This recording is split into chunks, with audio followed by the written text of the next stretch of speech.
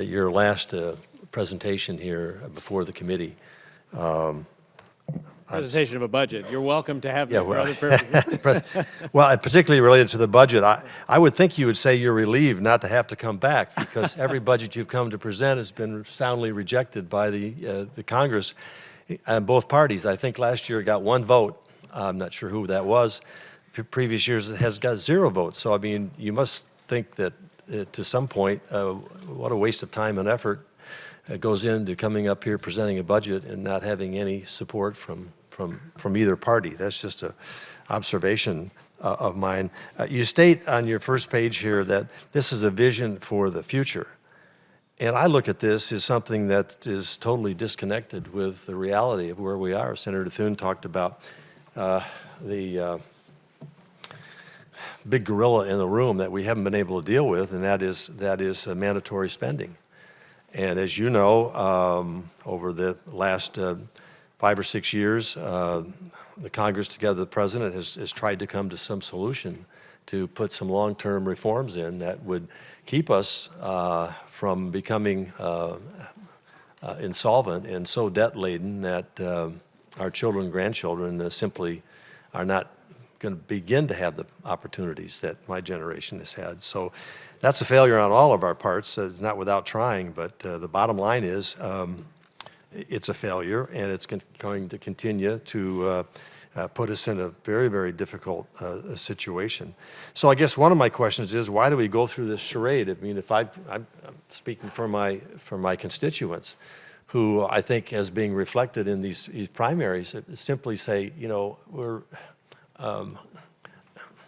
you guys are spending stuff that we no longer accept, and whether it's the Democrat Party or Republican Party, there are messages being sent out there that's saying, you know, we've caught on to this shell game that goes on in Washington. They sit there and talk about how to fix the future, and the future looks ever more dim. So why can't we sit down here and talk about the real problems that we face and offer some solutions, instead of simply saying, and you said, don't worry, because everything we're going to spend in the future is offset. It's offset by $3 trillion of more taxes. And I don't know of an economist out there that says the way to prosperity and creating innovation and creativity and supporting our not only our businesses and innovators, but supporting our middle-class families and lower classes, not to raise taxes $3 trillion over the next 10 years, but to lower taxes. I guess I'm using most of my time here to vent, but I'd like to get your responses to some of this, because I just think, based on what we watched last night, the public is saying, this is a bunch of gibberish going on up here in Washington, and we want something different, and obviously radically different from both sides. I mean, both of our establishment candidates got shellacked in Iowa and shellacked last night, and if we don't perk up and say, you know, they're frustrated with D.C. I'm not talking D's or R's or independents. They just say, you know, these people have failed, and why can't we get on to something that is more related to reality? Well, Senator, I recognize that we have different views of how we should address the future, but I think this budget is a very clear picture of how we believe we should address the future. I think we've also shown over the last couple of years that when we sit down and engage on difficult issues, we find pathways to work together and make real progress. We made real progress last year on a number of important issues. So I actually think it's quite relevant to present a coherent vision.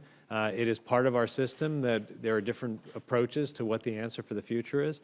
And if we could get back to the place where you take those differences and you figure out where you can work together, we ought to be able to do business tax reform. There's a lot of overlap between the two sides of the aisle here and between the administration and Republicans in Congress on how to think about it. We should just sit down and do it. I think people would feel better if we had a tax system where we didn't have inversions anymore. Well, I actually think there's a lot in the budget that we should make progress. We might be better able to do it if you'd bring forward a budget that gets at least a majority of support on a bipartisan basis, when you bring forth budget year after year after year, and it gets 0 votes from Democrats or Republicans, does it ever give you pause that maybe your vision for the future is not selling with the American people? I've been working on budgets for most of the last 40 years, and I haven't known a year when there hasn't been that kind of a difference between parties beginning the year. And then you go to work on the things where you can get work meaningfully done. But regarding the major issue that we all face, both sides, mandatory spending, over the last 40 years, we have not addressed Well, that. we actually have, over the last 40 years, done a lot of things on mandatory spending that have made a difference. I mean, I was part of Social Security reform in 1983 that made a real difference. That's legitimate, and that's 1983. And I think if you look at the Affordable Care Act, while we may not agree on the policy, it is pretty clear that it has helped reduce spending on health care in Medicare. It has extended the life of the trust fund. It is the most important turning of the corner on spending on health care in decades. That doesn't mean we don't have more work to do, but I actually think when we have an environment where we can work together on the things where there's room to make progress, we can give the American people something that they should be proud of. When it's just shutdowns and fighting and crisis, it's not hard to understand how people get fed up with that. The chairman's been very generous with my time. I yield back, Mr. Chairman, but thank you.